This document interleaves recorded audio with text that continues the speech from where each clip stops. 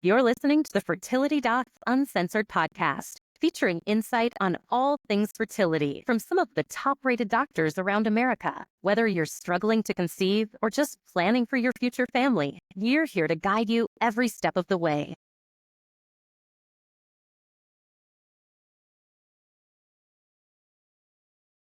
Hello, everyone, and welcome to another episode of Fertility Docs Uncensored. Happy New Year's Eve. This is Dr. Carrie Bedient from the Fertility Center of Las Vegas, and I am joined by my glittering, gallivanting, and gorgeous co-host, Dr. Susan Hudson from Texas Fertility Center. Hello. And Dr. Abby Eblen from Nashville Fertility Center. Hey, guys. Happy New Year.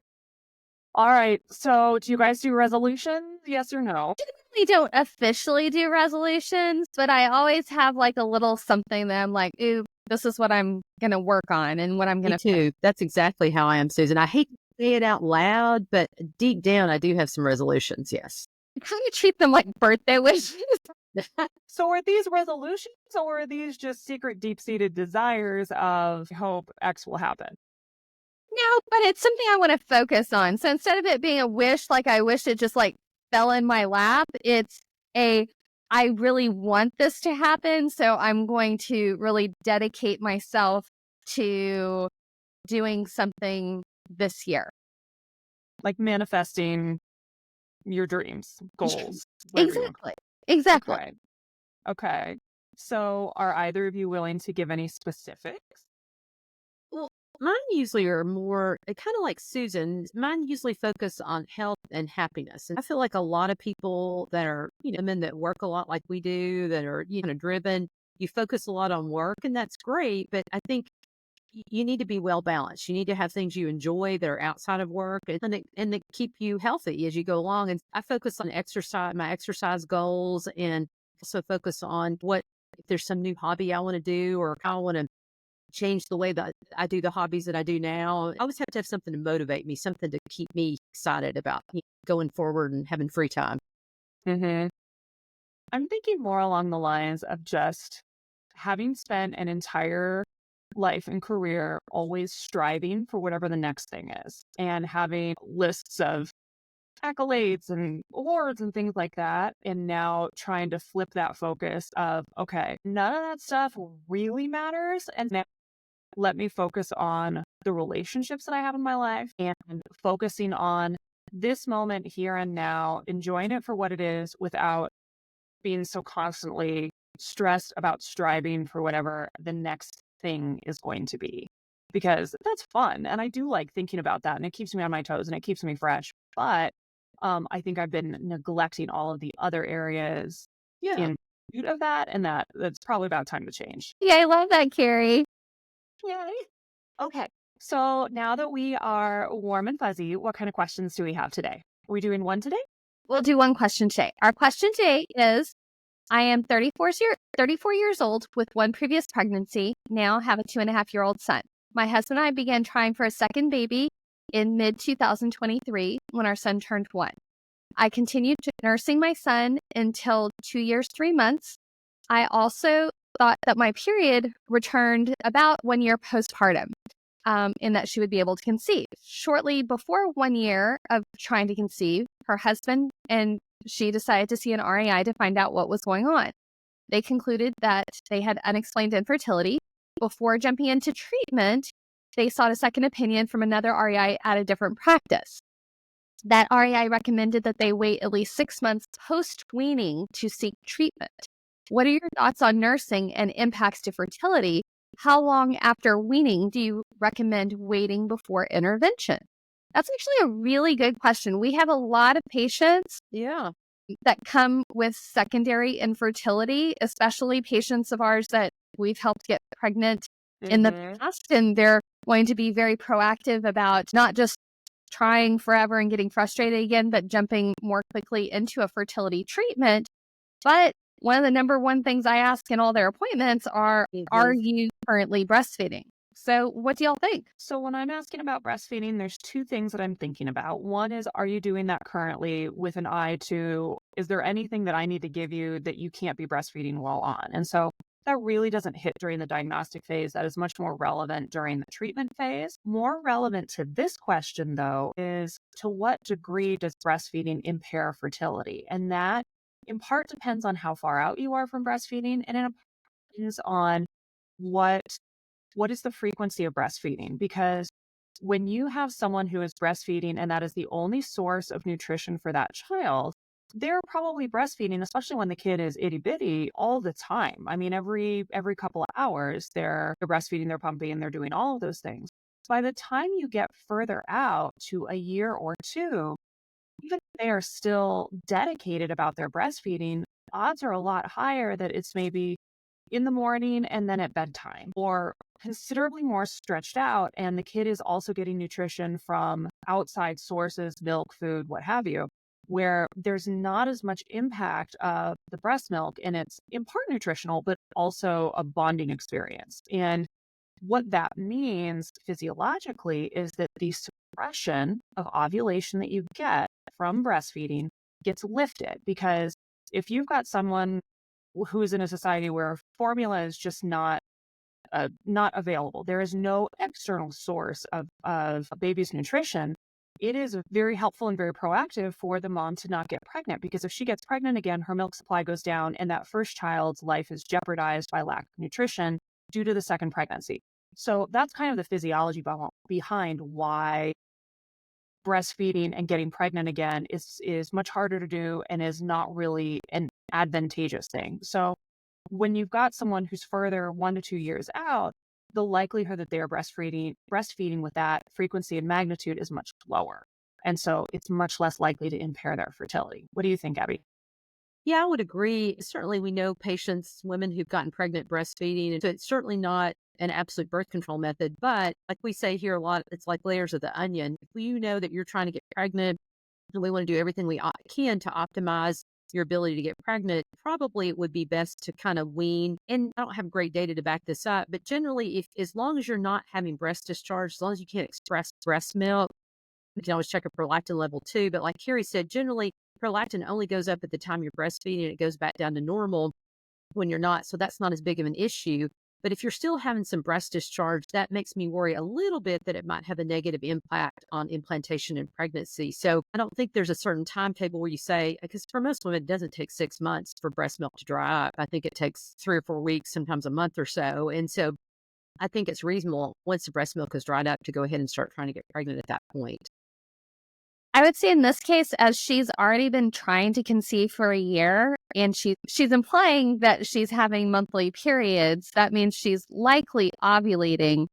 I would not do an evaluation at this point just to say you need to wean and then come back in 6 months' time. I think that's kind of kicking the rock down the road. I would go ahead and do an evaluation. But as Carrie alluded to, if we're go into any type of treatment, all the medicines that we give are going to pass through breast milk and potentially affect a young child. And so we would want you to not be breastfeeding at that point. But when it comes to the diagnostic phase and then figuring out, hey, am I ready to stop breastfeeding, or are we going to keep on doing this for a little bit later? And then once we're done, we'll jump into some sort of treatment. I think that's very rational and reasonable. But I wouldn't say you can't have an evaluation at this point. And the other thing is that the medications we give you, in addition to potentially passing through to breast milk, some of them, particularly anything that's going to increase your estrogen level, will turn off your breast milk supply. And we don't want to be the cause of your weaning. We want you to be the cause of your weaning, and you let us know when you're ready and we'll get going, because it's kind of traumatic when you're stopping when you don't really want to be stopping. And there's enough trauma in this world. We're not going to add any more to it. That factors in as well. All right. So let's dive into our topic today. And we are going to explore a different set of letters and acronyms. And we are going to talk about the difference between POI and DOR. So, of course, before you can do anything, you have to know what you're talking about. So who wants to start tackling what does POI stand for and what does it mean? POI stands for Premature Ovarian Insufficiency, a fancy word for you have essentially gone through menopause early.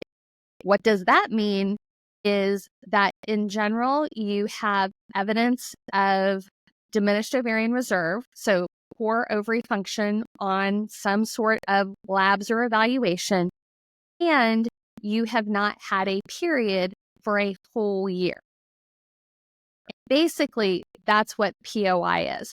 We use this designation if you do this before the age of 40. Yeah, one thing I'll add to that is sometimes when people have premature ovarian failure, particularly younger women, occasionally, every now and then, your body can do crazy things, and you might ovulate once or twice every now and then, and you may feel pretty good on those months.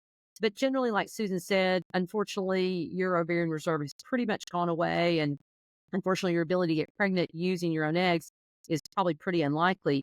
Decreased ovarian reserve, I think of that as more of a wastebasket term. I mean, there's not really a set criteria that says you have decreased ovarian reserve, although we try and categorize women with a lower AMH or anti-Mullerian hormone level as being in decreased ovarian reserve. It tells us that your egg count is low. It doesn't really tell us about your egg quality, however. Generally, when we see an AMH that's lower, we put you in that category. It just means your egg pool is not the same as somebody else kind of in your age group, and that you may have a little bit harder time of getting pregnant because of that.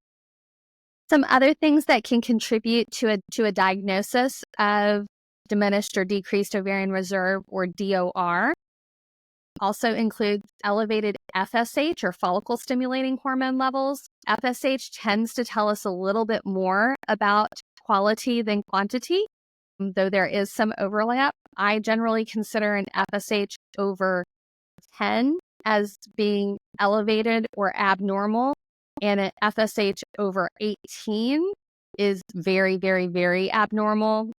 We also look at antral follicle count, or the number of follicles on your ovaries, ideally at the beginning of your cycle. And we would like to see at least a total of 10 follicles in that situation. We also can diagnose diminished ovarian reserve based on performance in an IVF cycle or an in vitro fertilization cycle. We learn things about eggs and embryos during a cycle that we can't get from our laboratory testing. And sometimes there's things that we see and learn that show us we actually do have an egg problem that may not have been diagnosed by one of those aforementioned tests. So we talked a little bit about age. Let's dive into that a little bit more. And so with POI or POF, and I'm bringing up the other set of letters because POF, or premature ovarian failure, is one of the older terms that you may hear in reference to this. And we switched the name from failure to insufficiency because nobody has failed. It's the ovaries have gone through a physiologic process that they're going to go through anyway. They just did it prematurely or earlier. And so this is not personal in any way, shape, or form. With insufficiency, some people, and this is a little bit different how you classify it, but there are some people who still are having periods. But when you check their numbers, they are considerably off what you would anticipate for them to be. So they may not be fully menopausal in that they've not had a period for a year or more, but their levels are way off. Their periods are a little bit more inconsistent, things like that. So let's talk about ages. What makes you suspect age-wise that someone's going through POI versus DOR? So if I have a young person and I'm meeting her for the first time, and we go over her history, obviously knowing if she has regular monthly menstrual cycles can be a sign. There's a lot of people that we diagnose with DOR or POI that may have irregular cycles. They just don't have enough follicles in their ovaries to do the thing that they need to do. Oftentimes, these people are misdiagnosed as having PCOS or polycystic ovaries. And then we go and do an ultrasound, and instead of having 20 follicles, we may have 2, 3, 4, or 5. Yeah. That's a first sign of, hey, we may be dealing with one of these DOR or POI types of diagnoses versus what they may have already been labeled with by their primary doctor. Yeah, and one thing I would say about POI, I mean, somebody truly walking through my door with POI is a lot more uncommon than somebody walking through my door with decreased ovarian reserve. I see a reasonable amount of people that just surprisingly will check one of those values that Susan talked about and we'll find they're abnormal. Or like you said, we'll see that on ultrasound. But it's pretty rare for somebody to walk through my door and not understand or not already know that, because, a lot of times they'll have hot flashes, they'll have mood swings. Unfortunately, they'll have symptoms of same things postmenopausal women in their 50s will have, except they'll have them, potentially much younger when they're in their 30s or 40s. Let's take not necessarily a detour, but a detour from the fertility component of this. If you've got someone with DOR versus POI, what are the other general health considerations that you're thinking about that are different between those two? So bone density issues, if someone is seeing me and they're not trying to get pregnant, but they have POI, I'm worried that they don't have very much estrogen in their system. And there's several things that help build bone mass. There's exercise, calcium, vitamin D. Those are all helpful, but really the estrogen is the most helpful in building bone density. And so for women that have gone for, at least a couple of years without having regular periods and have really decreased estrogen levels, I worry that they've got decreased bone density compared to their peers. And then over time, that's going to continue to get worse and worse. And so for those patients, sometimes I would get a DEXA scan, which is a scan to look at the density of the spine and of the hip and get some sense for where they sit. And then a lot of times it's good to do that as a baseline. And then every 2 years or so is when you would want to get a repeat level to see what's going on. In patients with POI, there's also a couple of additional things that I do maybe once, and then some things that I tend to do on an annual basis. The things that I would do once are, one, I would do a chromosome analysis.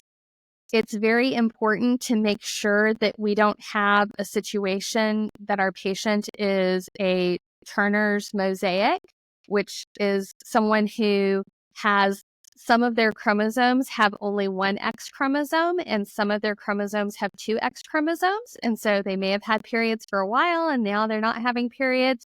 The reason why that's important is because patients with Turner syndrome or Turner's mosaics may have abnormalities in their heart or vascular system that could actually make pregnancy very, very dangerous.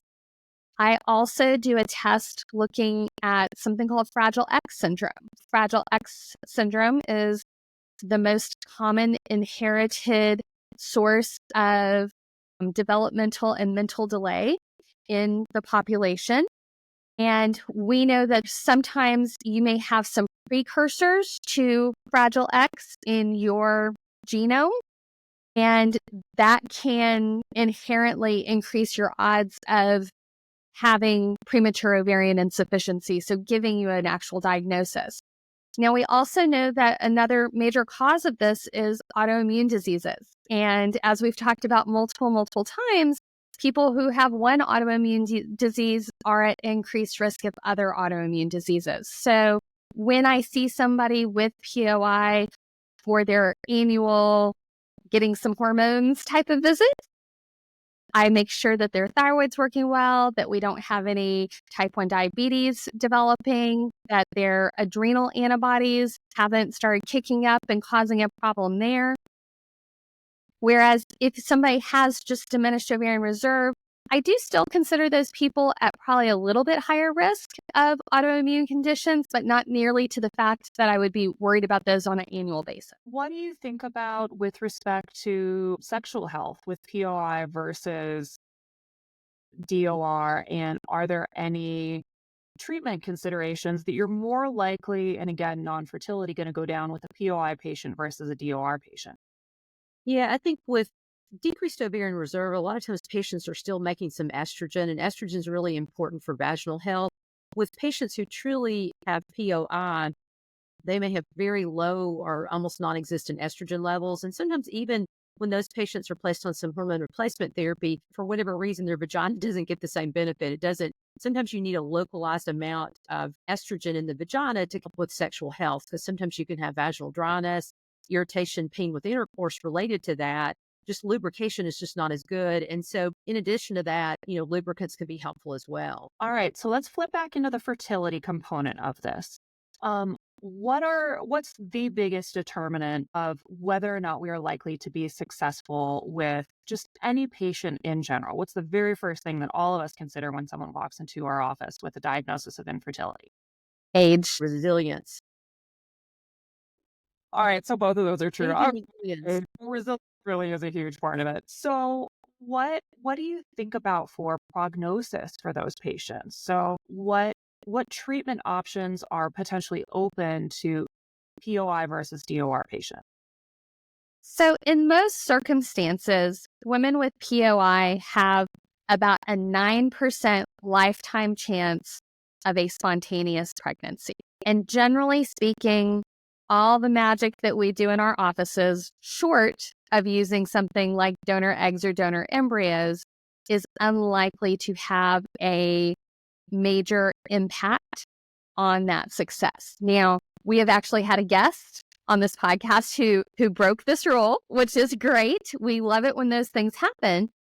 But in general, people truly with POI are not really going to be helped with our mainstream services.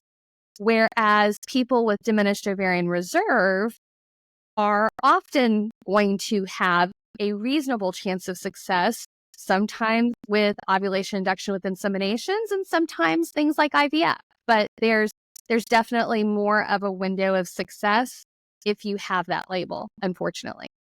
Yeah, and I would echo everything Susan just said. I usually say 10%, but 9 to 10%. And that, that's through your entire life. And so usually I tell patients, if pregnancy is really a goal for you, you might get lucky, but probably your best chance of successful conception is with donor eggs or donor embryos. And I too have had one patient in my whole 20 plus year career that got pregnant that had premature ovarian failure on her own. But I've had many, many patients, unfortunately, that have seen me that's not happened to. So I do think that's a real thing. When we first started checking AMH, which has probably been, 15 years ago or so now, before we kind of really understood what it told us, some of us would say, well, if your AMH, if your egg count is really low, you don't have a very good chance. You have the same chance of a 40-year-old getting pregnant. Well, we know now that's not true at all. And so I've seen lots of women in their early 30s who have had, unfortunately, abnormal AMH levels, egg counts, but have gone on to get pregnant. Sometimes you'll do ovulation induction, IUI, a few amount of times, and boom, they'll get pregnant. So when I see a low egg count, I don't necessarily jump and say, oh my gosh, you need to do IVF immediately. I think it's definitely worthwhile in younger women because we do have a little bit more time on our side to try and do some ovulation induction IUI without moving on to more aggressive therapy immediately. To piggyback on what Abby was just saying, when we're talking about things like AMH and quantity of eggs and FSH quality of eggs, I would rather battle a quantity problem any day over a quality problem. Okay. Absolutely. There's just more in our armamentarium to fight that issue. And so I've had people with undetectable AMH levels come in spontaneously pregnant. Like I've seen this happen multiple times. So it does happen. Whereas, as I mentioned, that FSH level, once you get beyond an FSH of 18, there's about a 5% chance of pregnancy using our most aggressive options. And that's just the nature of the disease state. And Carrie explained that you have a really good analogy that you used about your mom yelling at you to wake up. When we're thinking about FSH levels, FSH is follicle stimulating hormone, the brain hormone that communicates with the ovaries to tell them to start growing an egg at the beginning of each menstrual month. And you want that communication to be in an inside voice. You want it to be at a nice, reasonable level. You don't want it to be a whisper, like you want it to be loud enough to be heard, but you also don't want it to be yelling. And what we find in that women with both DOR and POI is that the ovary has got its fingers in its ears and it's going la la la la la la la. I'm not listening to you. And so the FSH needs to really crank up and start yelling. And so that's how you interpret those levels in the high teens, 20s, 30s, 40s, 50s. I mean, highest level I think that I have seen off the top of my head is in the 140s. And it just means that the brain is having to really yell at the ovaries to get a response. And the ovaries just aren't doing it a lot of the time. They might, but odds are much greater that they are not because it's taking the brain that much extra oomph to get any kind of reaction whatsoever. So in looking at POI versus DOR patients, is there any impact on chromosomes of the baby or the child that result with either one of those? Assuming you don't have like Fragile X or Down syndrome or think it's really more age related. The older a patient, the more likely they are that their chromosomes are not going to be normal. And the reason that is because, as we've said many times, you're born with all the eggs that you'll ever have. And so every month when you get that trigger to release your egg's stored with two sets of chromosomes, and all of a sudden it has to completely divide in two. And that tends to be more of an age related thing than an AMH related thing. So the older you are, the less likely your egg will divide correctly. But it's not to say that young women can't have a baby with a chromosomal abnormality. It's just less likely. What are some of the similarities as you're approaching a treatment cycle with someone who's got POI versus DOR? What are the things that it doesn't really matter what the specific diagnosis is, but that you need to consider as you're going through making that treatment plan with that patient? One I think is the family size that they're aiming for. I mean, if we're aiming for a family size of one child, our aggressiveness and things we may try may be very different than if you come in and tell me that you want 3 children, you're 39 with an FSH of 12 or 13. There are things that I know that I need to do now to at least give you a chance of having those children down the road. If you have POI and you're still wanting to try conventional treatment options, that's another part of the conversation. I mean, I'm happy to try to get lucky once, but the chance of that happening 2, 3, 4 times, that's just probably not in the cards, unfortunately. How many cycles do you typically talk about with your patients with POI and DOR? Do you tell them like we're one and done? How do you prep them for repetition of cycles and how many you may need to do? You're probably going to need to do more. And really, there's not really a number you can say, oh, you need to do this many cycles. Now, I will say, if you look at the SART website, there is a mechanism by which you can put your age in and ask you about 6 questions. And it'll give you some sense for, if I want to have this many children, this is how many cycles I'll need to do. But we can give you all kinds of analytic data, but what applies to you, we don't really know until it happens. And so I would just be ready to be in it for the long haul. If if you're really trying to use your own eggs, the reality of it is, like Susan said, if you don't have many eggs, and if you happen to be, over 35, the chances of you having few eggs and, having sperm fertilize your egg, and the chance of having a genetically normal embryo is pretty low, depending on what your AMH number is and what your egg count is.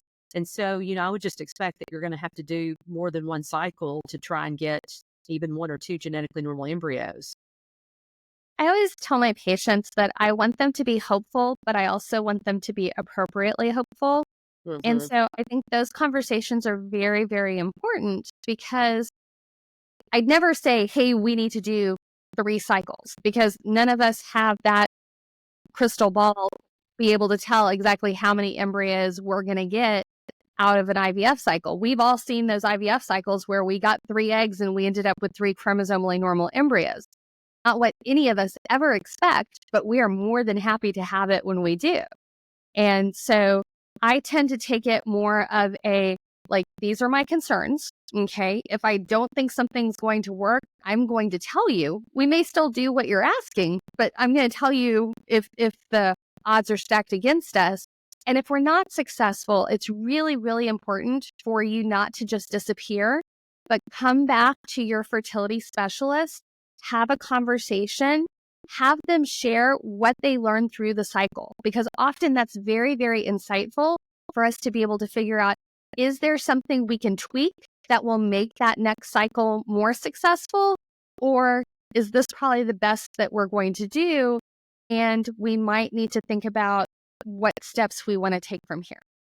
And just on a side note to that too, I think by not successful, what that means is we could start to stimulate you with medicines, and within 5 or 6 days, if you only had 1 egg and we didn't see anything else developing, that might be where it ends. Or not successful, maybe we get you to the egg retrieval and maybe we only get 1 or 2 eggs and maybe they don't fertilize or grow. So the point is, at any point along the line, unfortunately, like Susan said, not to be negative, but just be prepared that at any point along the line, it may not go well. It may end at that point if we don't have an embryo that grows.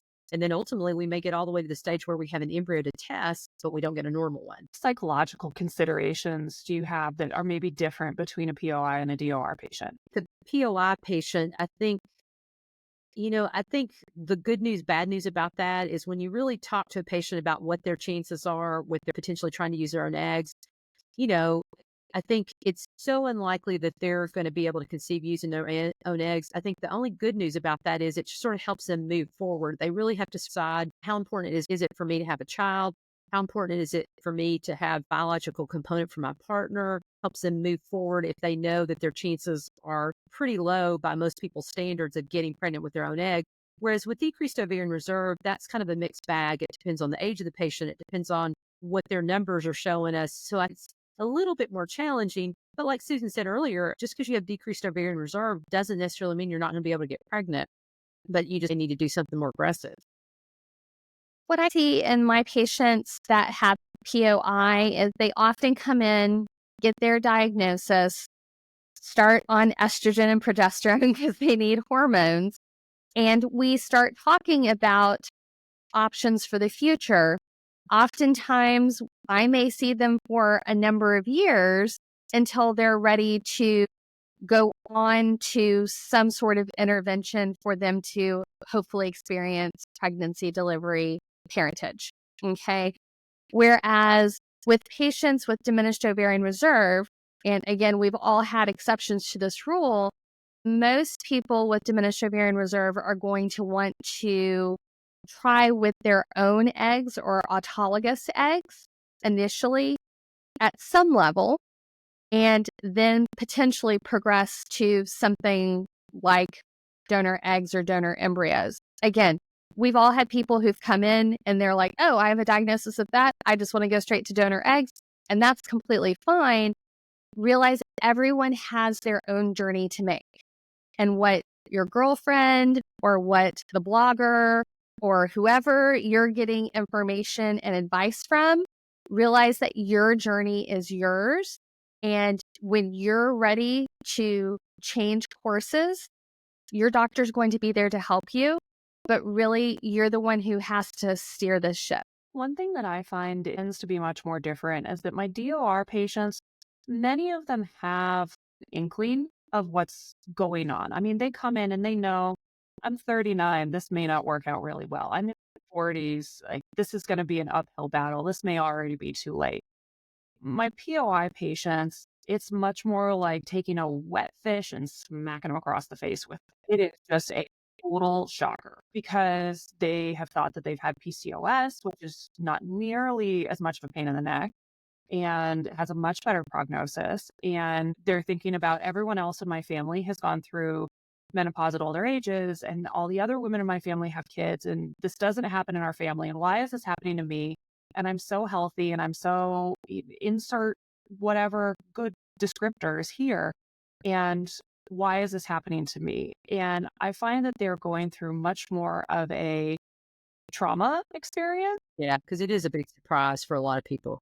Yeah. And so at that very first consultation, like as soon as I kind of know what's going on, I start to give the names of the therapists that I refer to, because even if they don't necessarily acknowledge it now, for most people, it hits at some point of this life is not going to be, and this journey is maybe not going to be what I imagined. And there are some huge components to that that other people don't necessarily recognize, because this is not telling someone else, I have a diagnosis of cancer, where there's an immediate outpouring of sympathy and people understand what that means and the implications and blah, blah, blah.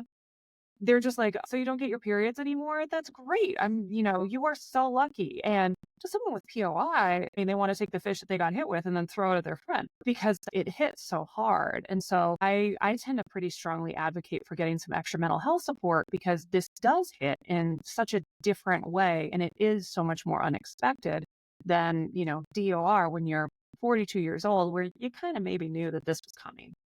And I find for my patients too, because like you said, sometimes you have the patient who's like deer in headlights. What do you mean I've got DOI? They're totally shocked. And so talking to somebody about it, I find always makes it better, in the sense that, helps them kind of organize their thoughts, because I think their minds are kind of racing at 100 miles a minute and they just don't know what the next steps are. And I think talking to a therapist really helps people clarify what's important to them and how important a biological component is and why this might be good for them, why it might not be good for them. just helps them figure out what the next step is. Because when they leave me sometimes, and I try my best, but sometimes I think when they leave me, they just can't even cope with kind of what's going on, and they can't even think about what the next steps are. I think another thing that's a little different about the two different types of lower ovarian reserve that we see is that with POI patients, I tend to see more disbelief. Let's just test again. Let's do one more level. Let's wait 6 months. Let's try it again. Things have changed. I got a period. Now everything's fine, right? And it tends to be much more of a process. I feel like more people do not just jump in going, oh, okay, I know exactly what I want to do. I feel like proportionally there are more people who are going to say, let's just check these levels again, or they'll come back much later before they're really ready to accept that. Going along with what Susan said of, we may see somebody for hormone therapy for several years before they're at a point where they're really able to get a handle on, okay, what do I want to do about this having kids, building a family part. I find it interesting too that sometimes people, you have this discussion with them, your egg count's low, and certainly it's more ominous if the FSH is abnormal. But sometimes I'll have patients that'll come back and go, well, so we're really just kind of unexplained.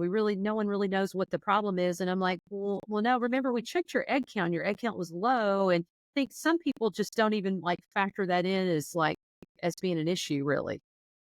The important thing to realize also, though, is whether you have POI or DOR, you're going through a grieving process. And that grieving process is going to be different for everyone, and it's going to happen at different rates. And I think that's what Carrie was alluding to, is the grieving process for women with POI tends to be a little bit different than those for DOR.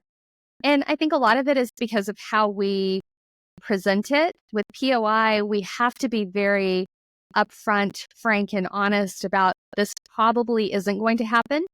It may, but it's probably not. Whereas with DOR, we've had lots of DOR people get pregnant.